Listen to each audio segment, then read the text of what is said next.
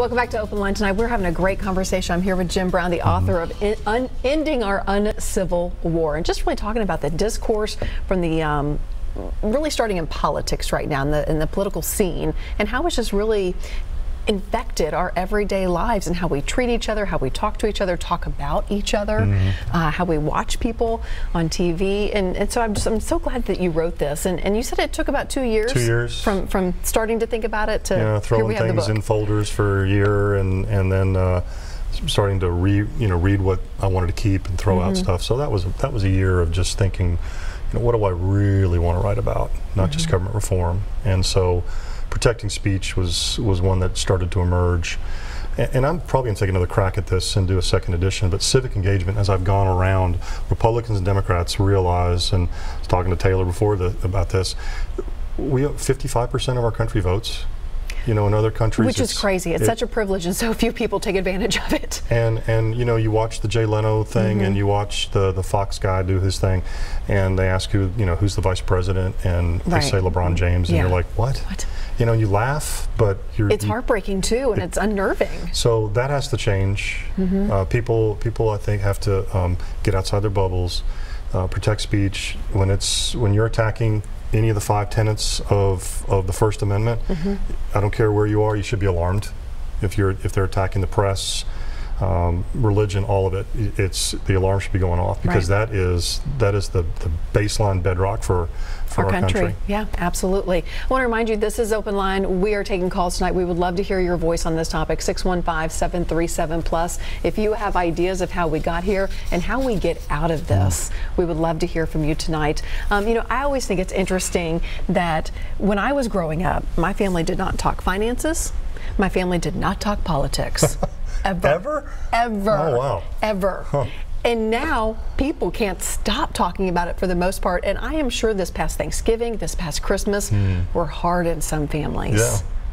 Yeah, I blogged about Thanksgiving. I remember asking my dad and my daughter, should we talk about politics at Thanksgiving? Because we have a few folks that get amped up at the table, and it's not really, they're not doing a lot of deep listening. Yes. So my dad said, yeah, we should.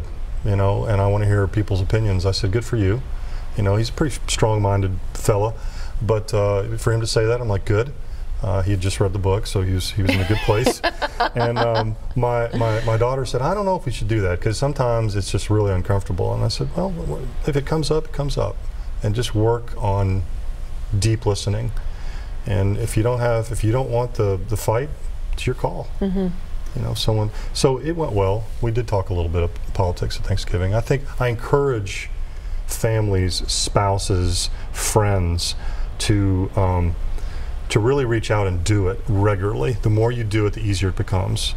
And realize that you're human. I made a huge mistake 5-6 years ago, where a friend of mine, a really good friend of mine from college, was coming on my Facebook page and using profanity, and I shot him a little note, don't do that. And he said, all right, and he did it again. And just one day I was ticked off, and I unfriended the guy. This is someone I was a buddy in college. And I rationalized that, I told him not to, but what I really was doing is I didn't want to listen to him. I didn't agree with what he was saying. And I called him months later. I apologized. I saw him a couple weeks ago up in DC, Maryland area, and we had coffee, had a great time. And I just apologized to him again. I said, that's me, it's on me. Sometimes I think that we probably all have that friend or that family member who is the uber share, and the very hard line on whatever side it is. And you see their Facebook post and you're like, oh my word, here he goes again, or here she goes again. But I often wonder, would that uncle, would that mother-in-law, would that whatever sister say those things in person to you or with you and have that discussion, and how would their tone change? We're all a work in progress.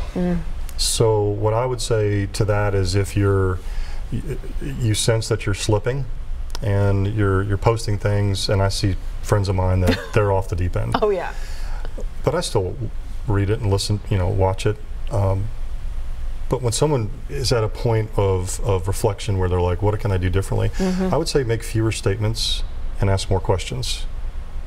And then pause and breathe, do the meditation, get away from the firmness, be that scout, and really feel joy when you've actually embraced something that was, I don't have to change my opinion here and here, but I've got something new to incorporate, and now I can. We did this today. Bradley Jackson at the Tennessee Chamber and I represent small business. We went to lunch with the AFL-CIO guys, business and labor. And some people in town walk in and they see you and they're like, what are you doing? On? These are friends of mine. These are good guys. Billy Dykes and AJ Starling, they're really, really good guys. We're going to disagree on 2/3, 3/4 of the stuff, but we're going to lock arms hard on some things and collaborate and fix a lot of things because we're friends. And so I would say, you know, try to do that. Yeah, more of that. Yeah. Let's go to, I think it's Jack. Taylor, correct me if I'm wrong. Is this Jack? Yes. Hi there, good. I'm glad I got your name correct. Thank you for calling in. What's on your mind tonight? Well, I haven't read his book, and I was wondering if he would skip to the end and give the answer. What is the answer to ending the Uncivil War? Yeah, it's a path to political recovery and spiritual renewal, Jack. What I do at the end of each chapter is I have a critical point, some reflections, a critical point, and then an action plan, and then a contemplation. And what I've heard from a lot of people is, you know, 80% of your book, 90% are, you know, I really liked, and this other stuff was nonsense to me. I said, cool, skip it.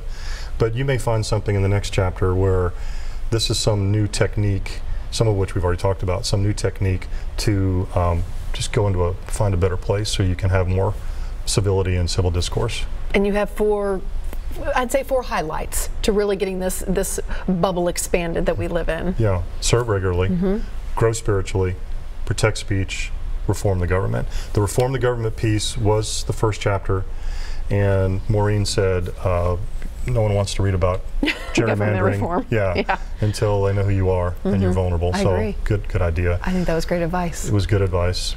Smart person.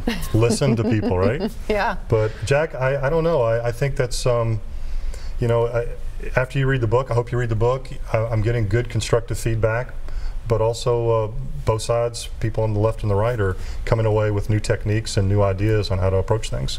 And let me ask you this, which side is more uncivil than the other? Both of them are uncivil. No, I said which is more uncivil. Now the Democrats, they shoot Republicans. Have you heard Maxine Waters' hatred? The spewing of the Democrat is just bubbling and causing this uncivil war. The Republicans are not causing it. So the answer is the Democrats have got to do something to stop being so hateful. So full of hate, and they cannot stand the Republicans, and until they change, it's always going to be uncivil. So I disagree with that. Be the change you wish to see. So I think it's on each person, no matter what political party you're in, to be that change. And I disagree with this. Steve Scalise, I start the book talking about how he was shot at the softball game. Gabby Giffords was shot in Arizona. She's a Democrat. So you can continue to double down and triple down and say they're the ones who are doing it. But until you call it out, not based on your political views, but based on your spiritual views and your views of humanity, because both sides are doing this. If you're watching Fox, you're only seeing the presentation of that one side. If you're watching MSNBC, primarily seeing the presentation from the other side. They want you to watch. I'm not saying don't. I watch it, but I would say just, again, try and be uncomfortable and go really listen to that other viewpoint, because you can find plenty of examples of Republicans and Democrats doing the same thing. And I was just thinking, I'm glad you brought up the shooting of Steve Scalise, because I was just thinking about it before the show as I was getting ready. After that shooting, everyone seemed to kind of just take a deep breath and said, you know what, this is a wake-up call. We need to get along. We do like each other. We're going to find middle ground. And that lasted maybe a week. Maybe a week. I mean, is the hurdle so high right now that we just can't sustain that civility? When we demand it, our leaders will exhibit it. It's that simple. Right now, we're not demanding it. We're allowing them to tap into fear and certitude. John Meacham has a wonderful book out that He's got several books. American Gospel is a great book from 2006, and there's a quote in there I'll share, but his book, The Soul of America, it's a couple months out, really delves into this, how we've been here before. But there's a quote from American Gospel that extremism so far is the great problem of the 21st century. Extremism is a powerful alliance of certitude and fear.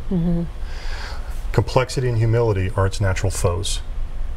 So if we're going to get the certitude and fear from our media outlets and from the politicians and from Maxine, I think she's spreading some of it, and if you want that, it's there all day. If you want complexity and humility, it's also there. Yeah.